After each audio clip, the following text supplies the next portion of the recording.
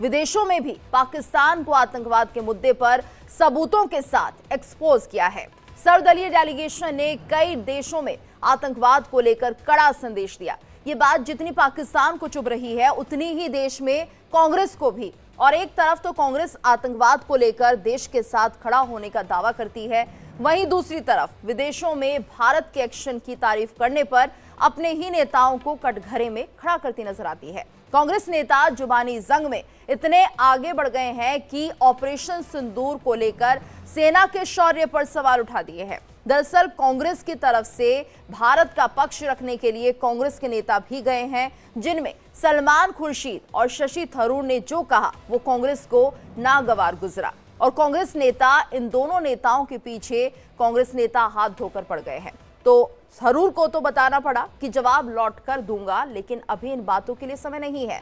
वहीं मलेशिया में सलमान खुर्शीद का दर्द छलक उठा और उन्होंने जवाब दिया। सलमान खुर्शीद ने कांग्रेस को साफ मैसेज दिया कि इंडिया फर्स्ट। विदेश में भारत के सांसद है ना कि कांग्रेस के, और वो भारत की बात कर रहे हैं, लेकिन ये बात कांग्रेस को खटक रही है। सलमान खुर्शीद ने कहा कि मैं यहां वही कर रहा हूं जो देश के लिए जरूरी है। कांग्रेस नेताओं के बर्ताव से दुखी होकर सलमान खुर्शीद ने एक्स पर भी पोस्ट किया। लिखा, जब आतंकवाद के खिलाफ मिशन पर हूं दुनिया को भारत का संदेश देने के लिए, तो ये देखकर दुख होता है कि लोग राजनीतिक फायदे के लिए बातें कर रहे हैं। क्या देशभक्त होना इतना मुश्किल है? सवाल यह है कि देशभक्ति पर कांग्रेस सियासत क्यों कर रही है? जो विदेशों में भारत की बात कर रहा है उसे सराहना मिलनी चाहिए या फिर आलोचना? और कांग्रेस को तय करना चाहिए कि वो भारत के साथ है या फिर पाकिस्तान के साथ। तो देखिए, जिस तरह से सर्वदलीय डेलीगेशन लगातार दुनिया में घूम रहा है, उसके बाद इस तरह के बयान आते हैं तो ये बहुत ज्यादा शर्मनाक हो जाते हैं। People keep saying, what are you doing in a delegation where there are people from the BJP? What are you doing there? Now, what are we doing here? We are doing here is what is needed for the country. No matter which party you're from, today what is needed is a single voice to speak in favor of the nation, and that's what we are doing here. And I think when I say is it so difficult to be a patriot, और इससे पहले सलमान खुर्शीद ने 370 पर बयान दिया था और party line से अलग हटकर उन्होंने कहा था कि 370 हटने के बाद कश्मीर में बदलाव आया है। कश्मीर से आर्टिकल 370 हटाने का उन्होंने समर्थन किया था, जिसको लेकर कांग्रेस में घमासान छिड़ गया है। सुनिए खुर्शीद का बयान। Kashmir had a major problem for a long time. Much of that was reflected in the thinking of the government in an article called 370 of the Constitution, which somehow gave an impression that it was separate from the rest of the country. But Article 370 was abrogated. It was abrogated, and it was finally put to an end because so much time has passed. Subsequently, there was an election in 65% participation in election. There's an elected government in Jammu and Kashmir today, and therefore for people to want to undo everything that has happened, the prosperity that has come to Kashmir is something which is very unfortunate, and it will give a setback to anybody. और इसी मुद्दे पर आज हमारे साथ तमाम मेहमान जुड़ चुके हैं। राधिका भट्टाचार्य शाह जी हमारे साथ जुड़े हुए हैं, प्रवक्ता हैं बीजेपी के। जितेंद्र यादव जी जुड़े हैं, कांग्रेस के नेता हैं। धर्मेंद्र सिंह जी जुड़े हुए हैं, प्रवक्ता हैं समाजवादी पार्टी के। साथ ही रुद्र प्रताप सिंह जी भी हमारे साथ बने हुए हैं, राजनीतिक विश्लेषक हैं। आप सभी का बहुत बहुत स्वागत है। और जिस तरह से हम देख रहे हैं, सलमान खुर्शीद का जो दर्द है वो छलक उठा है। जितेंद्र जी, सबसे पहले तो आपसे समझना चाहेंगे, आखिर इतना दबाव उन पर क्यों बनाना पड़ रहा है कि उनको ये कहना पड़ रहा है कि क्या देशभक्त होना गलत है? नहीं, ऐसा कांग्रेस की ओर से कभी ऐसा कोई दबाव रहा ही नहीं है किसी कांग्रेस के लीडर पर। कांग्रेस ही एक ऐसी पार्टी है जिसके अंदर अभिव्यक्ति की आजादी है और हर लोग अपनी बात को स्वेच्छा से कहीं भी रख सकते हैं।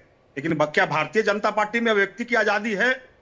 क्या भारतीय जनता पार्टी के नेता या भारतीय जनता पार्टी के कार्यकर्ता अपने पार्टी गाइडलाइन से हट करके क्या अपने राष्ट्रीय नेतृत्व या अपने जो उनका जो राष्ट्रीय विजन है उसके खिलाफ वो जा सकते हैं? निश्चित तौर पे आप नहीं जा सकते हैं। लेकिन कांग्रेस पार्टी आइडियोलॉजी को लेकर के इतनी लिबरल है कि अगर आपको देश हित में अगर अपनी बात कहीं रखनी है और अच्छी बात है, तो निश्चित तौर पे कांग्रेस के लीडर्स में इतनी कैपेबिलिटी है, इतनी क्षमता है कि वो सही चीज को विश्व पटल पर रखने का जी। हिम्मत और रखती जितेंद्र है। जी, जब वो विश्व पटल पर सही बात रख रहे हैं, आतंकवाद के खिलाफ अपनी बात रख रहे हैं, पाकिस्तान को लेकर अपनी बात रख रहे हैं, तो फिर वो ये सब कहते हुए नजर क्यों आ रहे हैं कि क्या देशभक्त होना इतना मुश्किल है? क्यों पार्टी के कुछ बड़े नेता, चंद नेता उन्हें निशाने पर ले रहे हैं? नहीं, पार्टी के तरफ से जो बातें बोले जा रही है, सबसे पहली बात आपको यह समझना होगा कि किस प्रकार भारतीय जनता पार्टी ने या केंद्र की सरकार ने क्या कहा, डेलीगेशन के लिए लिस्ट मांगा। और जब हमने अपना लिस्ट दिया जी, तो निश्चित तौर पे उन्होंने हमारे लिस्ट को दरकिनार करते हुए वैसे व्यक्तियों को उन्होंने डेलीगेशन में शामिल किया जी। तो निश्चित तौर पे हम अगर सच बात कहते हैं और फैक्ट चीज कहते हैं तो उन्हें लगता है अच्छा, कि ठीक है जितेंद्र जी, यानी आप कह रहे हैं ये जो डेलीगेशन की लिस्ट बनाई गई थी, बीजेपी ने खुद बनाई है और अपने स्वार्थ के हिसाब से बनाई है, तो ऐसा आपको क्यों लगा कि ये लोग काबिल नहीं है? शशि थरूर भी एक बड़ा नाम है, सलमान खुर्शीद, उन्हें कौन नहीं जानता, पार्टी के बड़े चेहरे हैं, तो इसमें आपत्ति क्या है कांग्रेस को? शशि थरूर या सलमान खुर्शीद, इनकी काबिलियत पर पूरी दुनिया को शक नहीं है और निश्चित तौर पे ये देश के उन काबिल लोगों में शुमार रखते हैं। ये हमारे लिए, कांग्रेस पार्टी के लिए बहुत गर्व की बात है। किंतु जब आपने ऑल पार्टी डेलीगेशन के लिए जब आपने लिस्ट मांगा, नंबर ऑफ एमपीज का लिस्ट मांगा, तो निश्चित तौर पे कहीं ना कहीं आपकी मंशा कांग्रेस पार्टी का इंसल्ट करना था, कांग्रेस पार्टी को बैकफुट पे लाना था। अगर आपकी मंशा सही है, आप लिस्ट बना देते, आप लिस्ट के अंदर जो है देश के जो तमाम मजे हुए सांसद हैं उनके नाम स्वतः आप डाल देते, लेकिन आपने ऐसा नहीं किया। आपने जानबूझ करके आपने कांग्रेस पार्टी को नीचा दिखाने का प्रयास किया, जिसका कांग्रेस पार्टी ने बड़े कड़े शब्दों में विरोध किया। बिल्कुल। राधिका जी, देखिए तो ये पीड़ा है जो कि निकलकर सामने आ रही है कांग्रेस की कि आपने अपनी तरफ से नाम डिसाइड कर लिए, उन्होंने जो लिस्ट आपको दी आप उसके अनुरूप नहीं चले, और देखिए इसका जो खामियाजा है ना, अब उन दो जो कांग्रेस के नेता आपने सिलेक्ट किए हैं उनको भुगतना पड़ रहा है। वो परेशान हो रहे हैं कि अपनी बात वो बाहर रख रहे हैं, तो उन्हें कहीं ना कहीं जो अंदर खाने हैं अपने नेताओं के निशाने पर आना पड़ रहा है। वो कुछ कहते हैं और यहाँ पर देखिए मजबूरी दिखा दी है। सलमान खुर्शीद ने साफ कह दिया है कि देशभक्त होना क्या इतना मुश्किल है? क्या कहेंगे?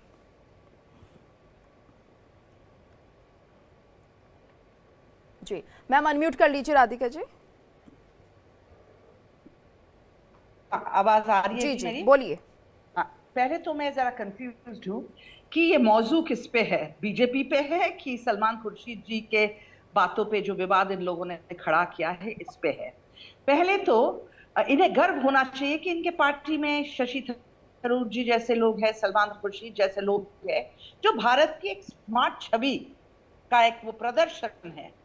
क्योंकि लिखे हैं आप जब बाहर जाएंगे, विदेश जाएंगे, हमें कुछ स्मार्ट लोगों की जरूरत है ना।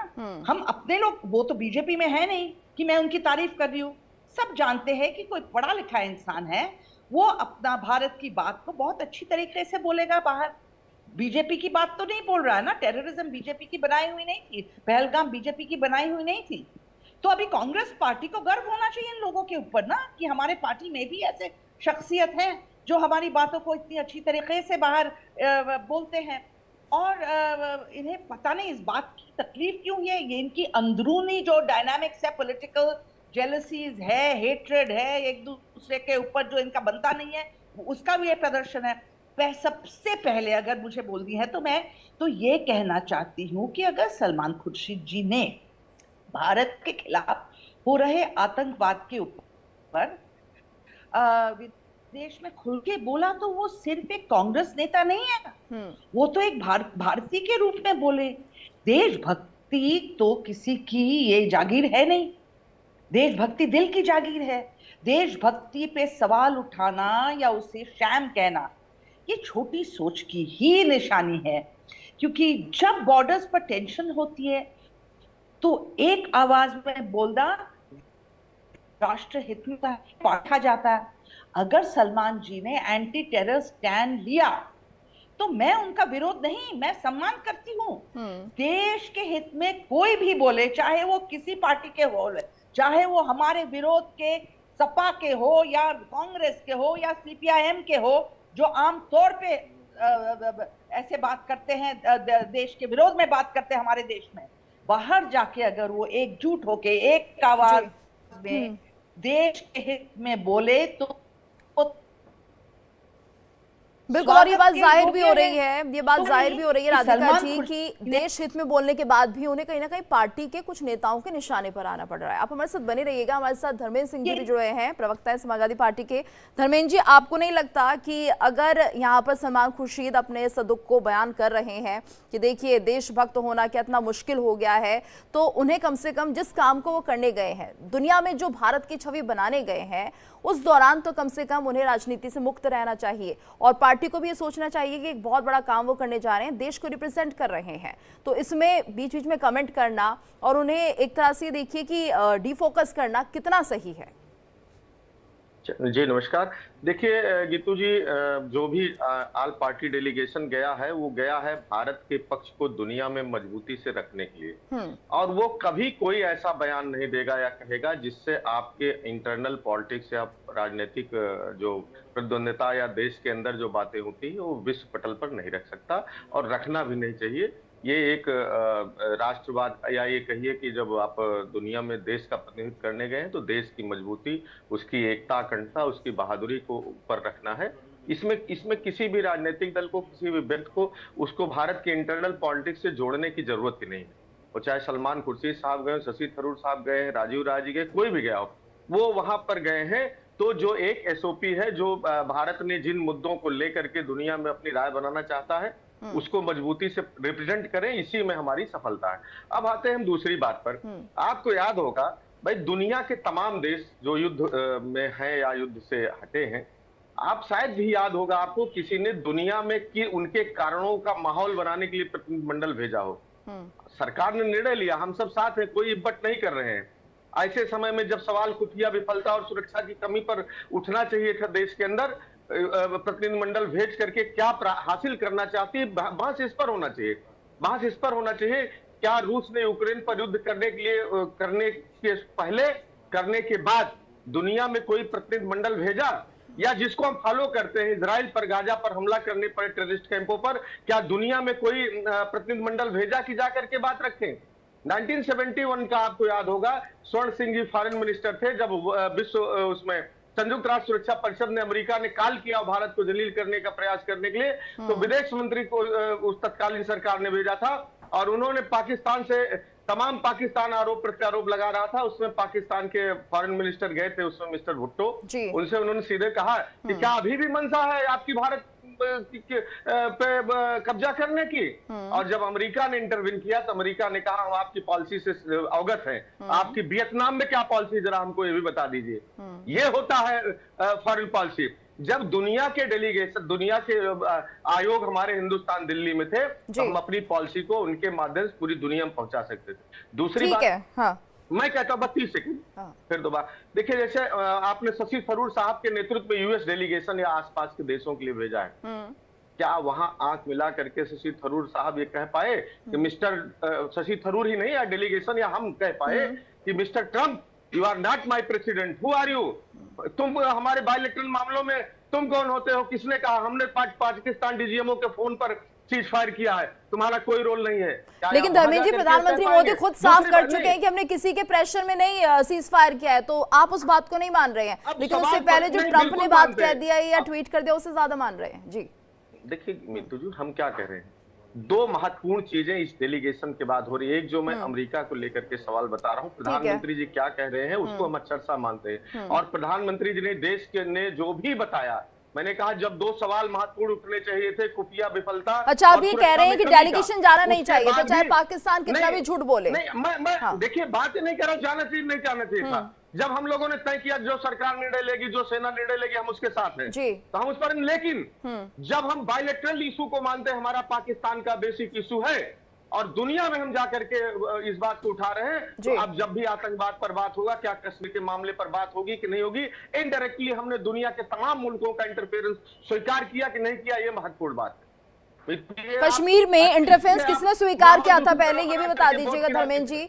कौन लेके गया था इस मामले को यूएन तक, ये भी बताइएगा। किसकी सरकार थी उस वक्त जब ये मुद्दा जाता है यूएन में?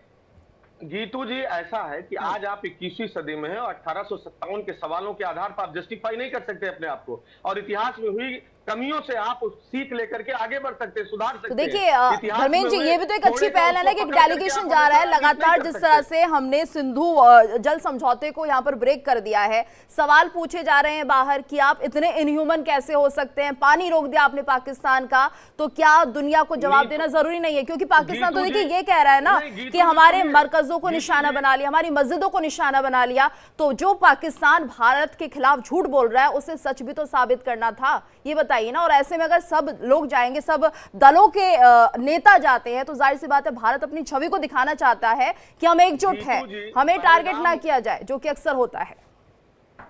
देखिए पहलगाम में जो हमारी घटना हुई, उसके बाद हमको ये देखने की, जो हमारी बड़ी चौड़ी फॉरेन पॉलिसी थी जीरो टॉलरेंस की, और दुनिया के तमाम देश, कुछ देशों के अंदर हम पॉलिसी, तालिबान की गैर मान्यता प्राप्त सरकार और इजराइल के अलावा किसी ने भी पाकिस्तान को कल्पित ठहराने की कोशिश नहीं की। इवन G7 के ग्रुप देश जो है, चाहे चलिए ठीक है, यानी आपको लगता है इससे कोई फर्क नहीं पड़ेगा, लेकिन भारत ने अपनी छवि सुधारने की कोशिश की है। धर्मेंद्र जी, सर बहुत सवाल आपसे हो चुके हैं, बाकी मेहमान भी हमारे साथ जुड़े हैं। रुद्र प्रताप जी जुड़े हैं, पहले उनका भी एक बार व्यू ले लेती हूँ, वो क्या कहना चाहते हैं इस पूरे मामले को लेकर। रुद्र प्रताप जी, आप क्या कहेंगे? देखिए डेलीगेशन को लेकर भी एक तरह से ये मानिए कि राजनीति हो रही है, सवाल पूछे जा रहे हैं, और ऐसे में सलमान खुर्शीद खुद अगर कह देते हैं तो बात बहुत गंभीर हो जाती है। वो खुद ये कहते हैं क्या देशभक्त होना इतना मुश्किल है? गीतू जी नमस्कार, आवाज आ रही है मेरी? जी सर, सुन पा रहे हैं। देखिए गीतू जी, अगर किसी चीज में अगर आपको कमी निकालनी है तो आप कमी निकाल लेंगे। अब आप देखिए कि समाजवादी पार्टी के प्रवक्ता और कांग्रेस के प्रवक्ता अब तक इस पूरे मामले में कोई भी सकारात्मक एक शब्द नहीं कह पा रहे हैं। उनको हर जगह नकारात्मकता दिखती है कि अगर आप ऑपरेशन सिंदूर को आपने अगर नो टॉलरेंस की हमारी पॉलिसी है तो हमने उसमें क्या किया, हमको डेलीगेशन क्यों भेजने की जरूरत पड़ी। और कांग्रेस के प्रवक्ता कह रहे हैं कि हमारे यहाँ बोलने की आज़ादी है, हम पार्टी लाइन से अलग भी बोल सकते हैं। तो सलमान खुर्शीद ने जो बोला, क्या वो पार्टी लाइन से अलग है? वो ऐसी कौन सी उन्होंने बात बोल दी जो आपकी पार्टी लाइन से अलग हो गई और जिसमें उनको बोलने की आज़ादी है? भाई ये भारत एक लोकतांत्रिक देश है और वो अपने इसी प्रणाली के तहत अपने कामों को कर रहा है। अगर डेलीगेशन में आपके सुझाव नामों की जगह दूसरे नाम गए हैं तो क्या आपको सलमान खुर्शीद या शशि थरूर के नाम पर आपत्ति है? अगर आपत्ति थी तो आप नहीं भेजते। उस समय आप कह सकते थे कि हम नहीं भेजेंगे, ये मेरी लिस्ट है, उसके साथ जाइए। अब वो ये डेलीगेशन विदेशों में गया है, अपने चीजों को लोगों के सामने रख रहा है, जो भी तथ्य हैं, जिस तरह की चीजें, सरकार की एक पॉलिसी है, अगर उस पर काम कर रहा है वो सही है गलत है, उस पर चर्चा करने के लिए हमारे पास काफी वक्त है, क्योंकि उसके बाद जब डेलीगेशन आ जाएगा उस पर हम लोग चर्चा करेंगे। लेकिन उस दौरान हम उन कमियों को गिनाने में लगे हैं कि वो क्यों गए, उन्होंने क्या बातें करी, शशि थरूर जी ट्रंप को क्यों नहीं बोल पाए। तो क्या आपके नेताओं ने बोल दिया यहाँ से? राहुल गांधी या अखिलेश यादव जी ने बोला है कि ट्रंप कौन होते हैं जो हमारे देश के मामले में दखल अंदाजी देते हैं? सवाल ये होता है कि जब देश ऐसी स्थिति में होता है तो सबके स्वर एक होने चाहिए। क्या आपके पाकिस्तान के किसी नेता का बयान दिखाइए जो ये बात को कह रहा हो? लेकिन हमारे देश में जिस दिन से घटना हुई है आज तक विपक्ष हमेशा उसी चीज को लेकर के खड़ा है कि हम सीज फायर क्यों कर दिए, हमने देरी क्यों की एक्शन लेने में। तो जो चीजें विपक्ष का जो रवैया होता है जो देश के लिए, आज शशि थरूर जी ने क्या बयान दिया है? शशि थरूर जी का जो बयान है वो कांग्रेस के लिए बहुत बड़ी सबक है, क्योंकि वो बात इस बात की कह रहे हैं कि देशभक्त होना क्या गुनाह है, या इसको इस तरीके से आप उनको जिस तरह से क्रिटिसाइज पार्टी की तरफ से किया जा रहा है। और कांग्रेस के प्रवक्ता यहाँ वही बात कह रहे हैं, भाई पार्टी लाइन आपकी क्या है, आप क्लियर कर दीजिए। उन्होंने ऐसी कौन सी बात वहां जाकर के कह दी जो आपके पार्टी लाइन से अलग हो रही है और पार्टी लाइन से वो अलग बोल रहे हैं? तो सवाल ये उठता है कि जब बात देश की होती है तो आपको वहां सब्र रखना चाहिए। यहाँ तो आंतरिक राजनीति में आप फेल हैं। भाई पिछले 10 साल से एक सरकार को आप नहीं निकाल पा रहे हैं, आप यहाँ आंतरिक राजनीति करने में फेल हैं। अब आप राष्ट्र की जहां बात आ जाइए रही है वहां पर राजनीति में कूदे हुए हैं। आपको लगता है कि मुझे यहाँ अवसर मिल जाए, तो ये गलत है और ये आपके चेहरे को दर्शा रहा है। ये कहीं से भी अच्छी ये बहुत बड़ा सवाल है सर। देखिए अंदरूनी राजनीति आप कर सकते हैं, देश के अंदर जैसी चाहे राजनीति आप कर सकते हैं, लेकिन अगर आपकी तरफ से ऐसी बातें बाहर के लिए की जाएगी, जब दुनिया भर में कहीं ना कहीं जो हमारा डेलीगेशन पहुंच रहा है भारत की छवि सुधार सुधार रहा है, बातें बता रहा है कि देखिए किस तरह से जो पाकिस्तान है वो झूठा है। और ऐसे में अगर कांग्रेस के नेताओं की तरफ से आरोप लगा दिए जाते हैं, प्रेशर क्रिएट किया जाता है, तो क्या आपको लगता है कि जो बाकी देश हैं वो नहीं समझते होंगे कि कांग्रेस के जो लोग हैं वो कैसे हैं, यहाँ के नेता कैसे हैं? क्या आपकी छवि पर प्रभाव नहीं पड़ेगा? जितेंद्र जी, मेरा सवाल आपसे सर। नहीं, निश्चित तौर पे हमारे काबिल हमारे मित्र हैं, उन्होंने कहा वो कांग्रेस के नेताओं को टारगेट कर रहे हैं। तो मैं उनको बताना चाहता हूं, ये कांग्रेस के ही नेताओं हैं, इनके बदौलत ये हिंदुस्तान आज यहां तक खड़ा है। और जहां तक आपने कहा कि विपक्ष के किसी कांग्रेस नेताओं ने ट्रंप के बारे में नहीं कहा, तो मैं आपको स्पष्ट करना चाहता हूं महोदय कि इंडिया गठबंधन के एक एक कार्यकर्ता ट्रंप से सवाल पूछ रहा है कि यह होता कौन है सीज फायर करने वाला। ये जब हम फौज को लेकर के हम अपर हैंड थे, निश्चित तौर पे हम अपर हैंड थे, लेकिन बीच में सीज फायर कहां से आ गया? और सीज फायर आया तो ट्रंप कहां से आ गया?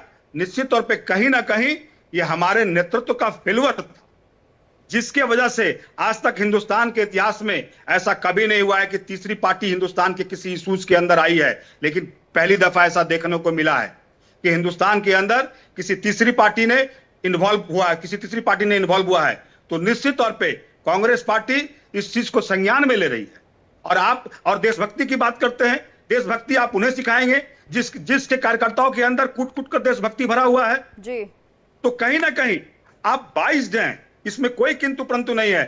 आप हर चीज को आप अपने एंगल से देखते हैं। लेकिन जितेंद्र जी, सवाल ये उठ रहे हैं कांग्रेस को अब इन मुद्दों को उठाने की क्या जरूरत है? पहले डेलीगेशन वापस आ जाए, कांग्रेस के जो आपके नेता गए हैं शशि थरूर, सलमान खुर्शीद, वो वापस आ जाते भारत, फिर उनसे बातचीत कर लेते। अब ये देखिए आपने इतना मजबूर यहाँ पर कर दिया है खुर्शीद जी को कि वो बाहर ही कह रहे हैं, अपने देश प्रेम को वो छलका रहे हैं, कह रहे हैं कि देखिए इन्होंने तो मुश्किल कर दिया है कि देशभक्त होना इतना मुश्किल है। तो इस तरह की बातें उन्हें ना करनी पड़ती जब वो बाहर हैं, जब वो अंतर्राष्ट्रीय मंच पर भारत की छवि को लेकर एक बहुत बड़ी बात रख रहे हैं। उस दौरान आपके जो नेता हैं वो तमाम तरह की बातें कह के उन्हें डिस्टर्ब कर रहे हैं या उन्हें मानसिक तौर पर परेशान कर रहे हैं। बात ये है। नहीं, ये ऐसी कोई बात ही नहीं है। आप मेरे को बताइए ना, कांग्रेस का कोई आधिकारिक बयान है क्या? आप मेरे को बताइए। देखिए जिस तरह से आपके जो नेता है जयराम रमेश, और इनका जो चेहरा वो जाना पहचाना है, हर कोई इन्हें जानता है। साफ तौर पर वो कह रहे हैं कि डेलीगेशन बाहर घूम रहा है, आतंकवादी भी बाहर घूम रहे हैं। तो एक तरह से तो उन्होंने निशाना साध ही दिया ना। उन्होंने क्या कहा?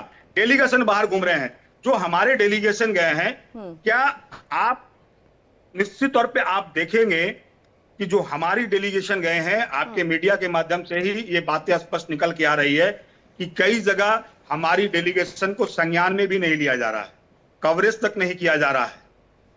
तो यहां तो प्रश्न उठेगा ना, निश्चित तौर पे प्रश्न उठेगा यहाँ पे। हम आज डेलीगेशन भेजने की नौबत क्यों आई? कहीं ना कहीं इस पूरे प्रकरण में हमारी फॉरेन पॉलिसी के अंदर ड्रॉबैक था। अदरवाइज अगर हम अपने फॉरेन पॉलिसी को दुरुस्त करते तो आज ये इस तरह की कोई नौबत नहीं आती। आपको पता है सर, कांग्रेस अगर कोई ऐसा बयान देती है तो सबसे पहले कौन घेरता है भारत को? पाकिस्तानी कहता है देखिए ये किस तरह से भारत के नेता ही उनकी खिल्ली उड़ा रहे हैं। आप समझिए किसकी छवि खराब होती है। आज पाकिस्तान को मौका कौन दे रहा है? पाकिस्तान को मौका जिसकी औकात हमारे सामने की नहीं है, एक ऐसा भूखा नंगा देश जिसकी औकात हमारे सामने बैठने की नहीं है, आज इस पूरे प्रकरण में आज वो हमारे सामने अपर हैंड बनने का प्रयास कर रहा है। कहीं ना कहीं हमारी पॉलिसी में लेक था, कहीं ना कहीं हमारी पॉलिसी में खोट था। तो निश्चित तौर पे अगर इस तरह की बातें आई है तो हमें दर्द है और हम अपने दर्द को बताते हैं। अब उसको भाजपा के लोग, भारतीय जनता पार्टी के लोग, फायदा तो पाकिस्तान उठा रहा है सर, उसे क्यों मौका दे रहे हैं फायदा उठाने का? पाकिस्तान कैसे उठाएगा? हम तो आज भी कैपेबल है। आज भी अगर सरकार, निश्चित तौर पे सरकार की इच्छा शक्ति अगर प्रॉपर वे में रहती तो आज पाकिस्तान के 2 टुकड़े नहीं 4 टुकड़े हो गए रहते। लेकिन सीज फाइट करने का कोई मतलब ही नहीं था। नहीं तो आप चाहते थे कि जंग जारी रहे, आप चाहते थे कांग्रेस की तरफ से।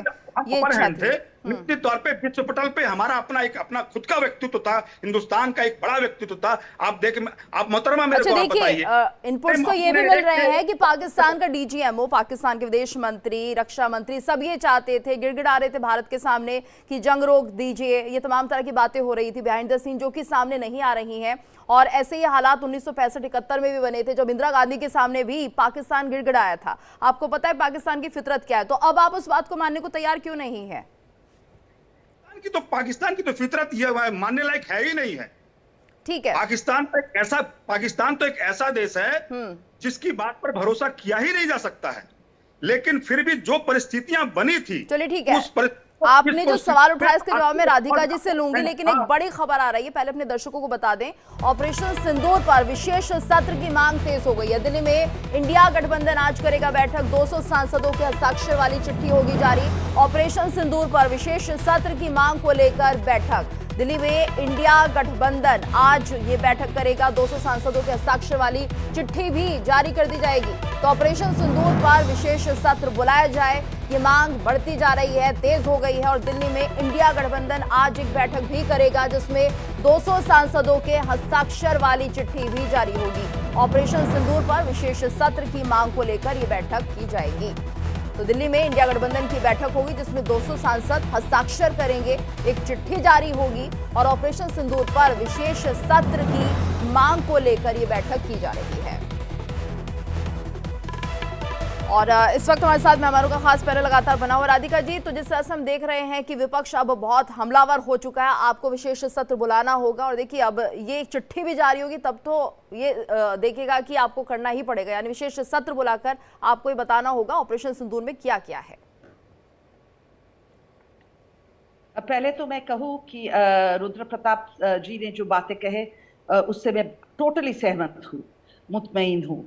और हमारे यहाँ पे जो कांग्रेस के नेता हैं जितेंद्र जी, शायद वो डिप्लोमेसी समझते नहीं हैं और ऑपरेशन सिंदूर के पीछे क्या सोच थी, शायद इसमें भी कांग्रेस पार्टी को कंफ्यूजन है। ये एक टारगेटेड अटैक, उनके जहाँ जहाँ टेररिज्म बेस थे, जहाँ से हमें हानि पहुंच रही थी, हम उन पे अटैक किया। ये ऑल आउट वॉर नहीं थी।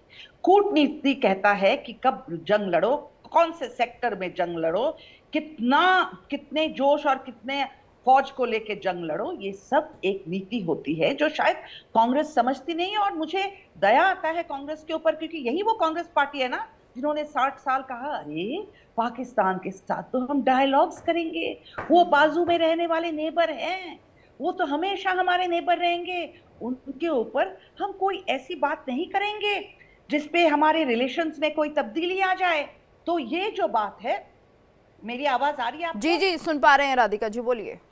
हाँ जी, तो ये कांग्रेस पार्टी की तो ये हमेशा की नीति है कि पाकिस्तान कांग्रेस भाई भाई, तो इनकी बातों पे हम बात नहीं करेंगे।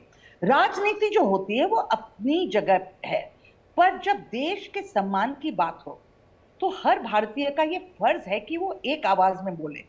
और देशभक्ति कोई तो इवेंट नहीं है जी, ये तो एक जीवन शैली है। जो इसे शैम या ड्रामा या कह रहे हैं, उनकी सोच में ही प्रॉब्लम है। और कांग्रेस पार्टी की तो सोच में आजादी के बाद से प्रॉब्लम थी। कश्मीर लेके हो, यूएन तक लेके गए, या पाकिस्तान के साथ रिश्तों का हो, या पाकिस्तान के ऊपर स्टांस करना हो, ये तो कांग्रेस पार्टी की कहे एक वीकनेस है पाकिस्तान के लिए। और हाँ, अगर देश के पक्ष में बोलना कांग्रेस पार्टी समझती है कोई पाप है, तो मैं भी वो पापी हूं। ये देश मेरी पहचान है, मेरी शान है, और आशा करती हूँ जितेंद्र जी भी ये सोचते हैं कि देश उनकी शान है। देश तो बीजेपी की नहीं है ना, सत्ता में लोग पार्टीज आते हैं जाते हैं, साइकिल चलता रहता है। देश, फौज और एक सख्त विदेश नीति ही हमें देश को आगे बढ़ाती है। और मैं दूसरी बात अब कहना चाहती हूँ, कांग्रेस के अपने ही लोग ने जब सलमान जी पर सवाल उठा रहे हैं, तो बाकी के लोग क्या कहेंगे? ये वही कांग्रेस है ना जो सर्जिकल स्ट्राइक्स पे भी प्रूफ मांगी थी। अब ये देखिए हस्ताक्षर लेके क्या हुआ था। हम क्यों इसे पब्लिक स्पेस में लाएंगे कि हमने हमारी जो वॉर पॉलिसी क्या थी, हम क्यों हमारे दुश्मनों को बताएंगे कि हमने उन्हें किस तरीके से हमारे टैक्टिक्स हमने प्लान किए थे? ये क्या चाहते हैं कि हम सब कुछ पाकिस्तान को बोल दें, ताकि पाकिस्तान जब प्लान करेगी इंडिया पे अटैक अच्छी तरीके से करेगी, क्योंकि कांग्रेस पार्टी चाहती है कि भारत ध्वंस हो जाए, भारत रहे ना, ताकि इनके भाई जो पाकिस्तान है इनके साथ इनका बने। ये वही कांग्रेस पार्टी है जो प्रूफ मांगती थी और आज अपने ही नेता के राष्ट्रवादी स्टैंड पे ये परेशान है। कितनी शर्म की बात है कि ऐसे डबल स्टैंडर्ड से देश का क्या भला होगा। देशभक्ति अपने पार्टी कार्ड से नहीं, अपने एक्शन से पहचानी जाती है। ये मैं कांग्रेस को बताना चाहती हूँ।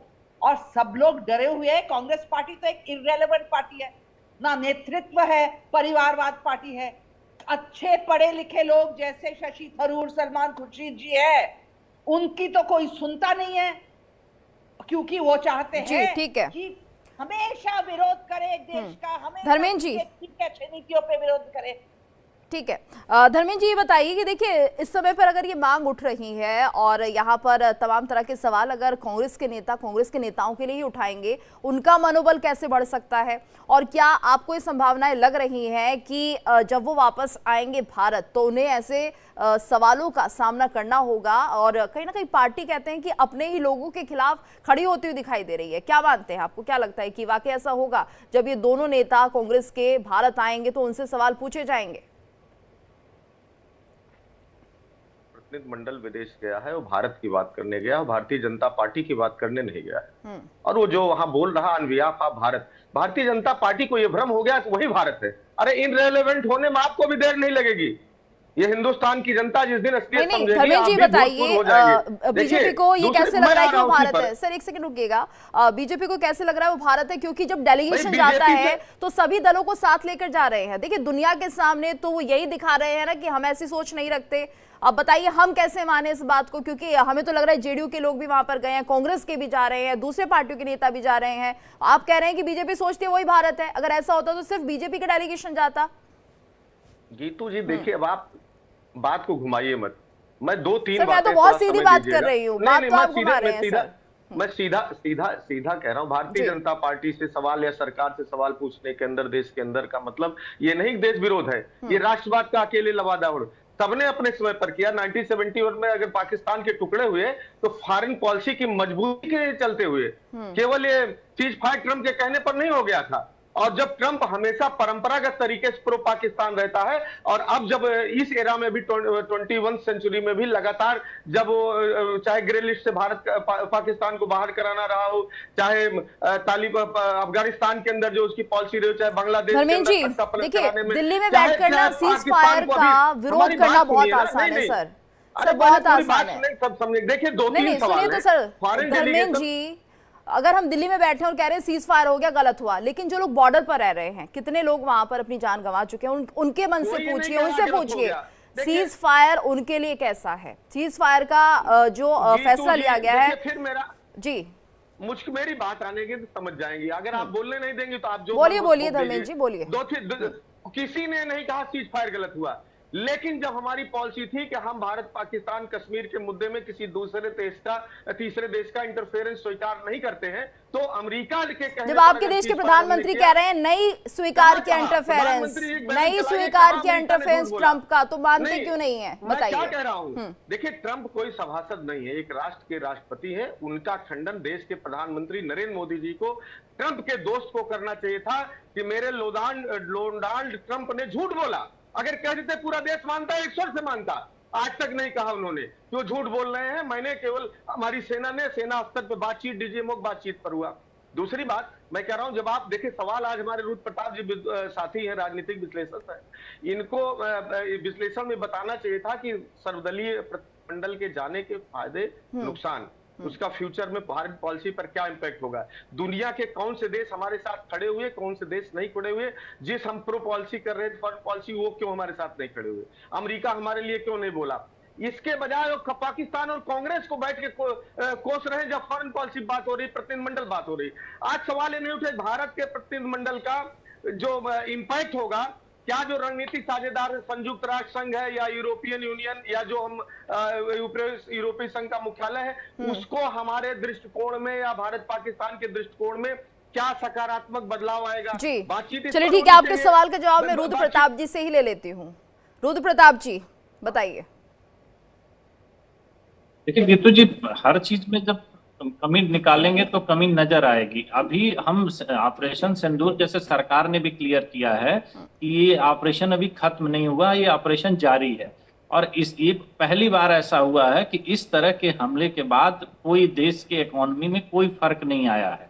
पूरा विश्व अगर भारत के साथ नहीं होता तो कोई भी आप देखेंगे। प्रताप जी, धर्मेंद्र जी कह रहे हैं कि कोई फर्क नहीं आएगा अंतर्राष्ट्रीय मंच पर, भारत का कोई साथ नहीं दे रहा है, भारत की बातों से कोई सहमत नहीं कौन है गीतू जी? भारत के खिलाफ कौन है? पूरा विश्व भारत के साथ है, खिलाफ तो कोई है नहीं।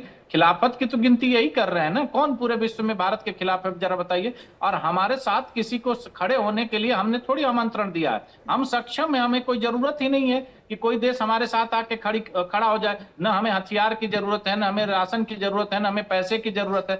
हम पूरी तरह से सक्षम देश हैं, हमें किसी की आवश्यकता ही नहीं है। और पूरे विश्व में बताइए कौन देश हमारे खिलाफ खड़ा है? इसी दौरान हम चौथी सबसे बड़ी अर्थव्यवस्था बनते हैं। इतने बड़े हमले के बाद, इतनी बड़ी स्ट्राइक के बाद कोई भी हमारे ऊपर कोई फर्क पड़ा? आप पूरे विश्व में कोई ऐसी घटना देख लीजिए कि कहीं पर भी अगर दो देशों को बीच तनाव होता है तो उसका कितना बड़ा व्यापारिक नुकसान होता है, देश की अर्थव्यवस्था पर क्या असर पड़ता है। ऐसा कुछ आपको नुकसान होता दिखाई दे रहा? हम जैसे थे, हमारे आपके जीवन में कोई फर्क दिख रहा है? जैसे हम पहले थे वैसे हम अब भी हैं। ये होती है देश की राजनीति और ये होती है देश की कूटनीति कि हमने अपने जो हमारे ऑब्जेक्टिव थे हमने उसको पूरा किया और उसके बाद भी हम अपने देश को उसी दिशा में लेकर जा रहे हैं। जहां बात हो रही है कि एक देश की बात हो रही है, जैसे अब सलमान, ये हम चर्चा किस लिए कर रहे हैं? सलमान खुर्शीद जी ने बयान दिया है, हमने और आपने नहीं दिया है, या बीजेपी ने आरोप नहीं लगाया है। कांग्रेस के नेता कांग्रेस पे आरोप लगा रहे हैं, तभी हम बहस कर रहे हैं। और वो आरोप क्यों लगा रहे हैं? क्योंकि ये पार्टी उनको क्रिटिसाइज कर रही है। आप एक बात बताइए, आप इस चीज पे मांग कर रहे हैं कि चलिए संसद का विशेष सत्र बुलाया जाए। उस विशेष सत्र में आप कौन सी जानकारी चाहते हैं? कि कितने राफेल गिरे? आप वो जानकारी चाहते हैं कि कितने हमारे सैनिक मारे गए, जो पहले दिन से आप पूछ रहे हैं? ये आपकी राष्ट्रभक्ति है? तो ऐसी राष्ट्रभक्ति है तो आप उसके साथ जाइए, कौन आपको रोक रहा है? देश की जनता इस चीज को देख रही है। ये कोई सवाल पूछता है? आज तक आपने कभी भी देखा होगा कि कितने सैनिक हमारे मारे गए, कितने हमारे विमान गिरे? जबकि इस पे लेकर के सेना द्वारा आपने देखा होगा पूरी तरह से क्लियर प्रेस कॉन्फ्रेंस करी गई थी। ये सरकार नहीं कर रही थी, सेना के द्वारा किया जा रहा था। लेकिन आपको संतुष्टि नहीं है, आपको यहाँ पर भी राजनीति में प्रधानमंत्री को घसीटना है। आप बार बार इस बात को उठा रहे हैं कि ठीक है जितेंद्र जी, तो सवाल उठ रहा है कांग्रेस पर कि क्या कांग्रेस को जो सरकार बता रही है उस पर भरोसा नहीं है, इसलिए बार बार कह रहे हैं कि ठीक है विशेष सत्र बुलाया जाए, हमें बताया जाए। जबकि कुछ ऐसी बातें होती है डिफेंस से जुड़ी हुई जो हर जगह सार्वजनिक नहीं की जा सकती है। तो क्या अभी भी आप चाहेंगे कि विशेष सत्र बुलाया जाए? मोहतरमा, मुझे इस देश के ऊपर, कांग्रेस को इस देश के ऊपर, सरकार के ऊपर, सभी लोगों पर भरोसा है। लेकिन जब सवाल नीति की होती है तो निश्चित तौर पे एक सजग विपक्ष का काम होता है कि नीतियों के आधार पर उनसे प्रश्न पूछा जाए। और जब हम प्रश्न पूछते हैं तो उन्हें मिर्ची क्यों लगती है? हमारा यही कहना है, कांग्रेस पार्टी का मानना है कि आपने ऑपरेशन सिंदूर लॉन्च, देश के तमाम लोग, इंडिया गठबंधन और भी गठबंधन, तमाम एक एक हिंदुस्तान की 140 करोड़ जनता जी आपके साथ खड़ी नहीं थी? क्या किसी ने एक शब्द भी कहा? आपको दोनों हाथ से मुट्ठी बांध के इस देश के लोगों ने कांग्रेस को उस वक्त देखिए तो सभी दलों को बुलाया गया था सर्वदलीय बैठक करने के लिए जब ये ऑपरेशन सिंदूर शुरू किया था, और इस ऑपरेशन को करने से पहले सभी की सलाह ली गई थी। तो क्या पता थोड़ा आप इंतजार कर लेते, क्या पता आप बीजेपी दोबारा से जो सरकार है एक और बैठक बुलाती, सर्वदलीय बैठक, जिसमें जवाब दिए जाते।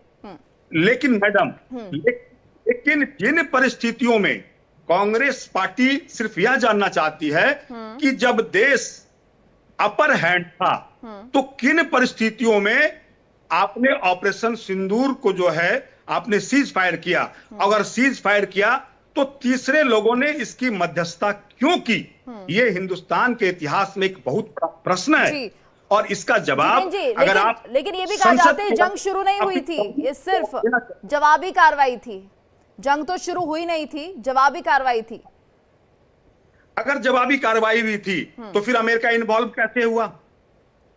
आप एक साधारण सा कॉमन सेंस की बात है मैडम, कॉमन सेंस की बात है कि मैं अगर ट्वीट करता हूं और मेरे ट्वीट करने के बाद सेम इश्यूज को कोई व्यक्ति अगर आधा घंटा पहले ट्वीट कर देता है तो ये इंटरनल जानकारी सामने वाले व्यक्ति तक कैसे गई और उन्होंने सेम विषय वस्तु पर क्यों ट्वीट कर दिया? अगर ट्वीट कर दिया तो फिर वही विषय वस्तु पर वो तो कांग्रेस पार्टी यही जानना चाहती है ना कि आज तक हिंदुस्तान के इतिहास में तीसरे लोगों की कभी जरूरत नहीं पड़ी, लेकिन ये कैसी फॉरेन पॉलिसी थी, ये कैसे विदेश मंत्री थे जिनके वजह से अमेरिका इसमें होता कौन है? ना 3 में ना 13 में हमारी राधिका जी आप जवाब दे दीजिए कांग्रेस को जो ये सवाल पूछे जा रहे हैं, मेरे समझा दीजिए उन्हें। मेरे दिमाग में इतने पॉइंट्स जा रहे हैं, पहले मैं इनको जरा याद दिला दूं कि जब देश युद्ध में जाता है तो विपक्ष उसके नीति पे कभी प्रश्न या सवाल खड़ा नहीं करता है। 71 के लड़ाई में किसी ने जनरल सैम मानेकशॉ से नहीं पूछा कि आप किस किस क्षेत्र से आपने अटैक किया, शक्करगढ़ में लड़ाई हुई थी कि नहीं, छमजौड़िया में लड़ाई हुई थी कि नहीं। तो ये बातें जो नीति की कहते हैं ना, ये अपने जरा गिरेबान में झांक के देखे और पूछे कि तब इनकी फॉरेन पॉलिसी कहां गई थी जब टेररिज्म ने हमारे देश को इतने सालों से बर्बाद किया है। तब इनकी नीति की बात होती नहीं है। कांग्रेस पार्टी के कुछ नेता भी सलमान खुर्शीद जी के राष्ट्रवादी स्टैंड पर सवाल उठा रहे हैं। जब एक नेता देश के हित में बोलता है तो उसका समर्थन होना चाहिए ना कि आलोचना। और ये क्या पूछ रहे हैं हमारे देश की नीति क्या है? जब फौजी जनरल, एयरफोर्स के एयर चीफ, नेवी के चीफ आके या उनके विशेषज्ञ आके बात करते हैं। समय इतना ही है, सभी का धन्यवाद हम करना चाहेंगे, लेकिन सलमान खुर्शीद ने साफ कर दिया है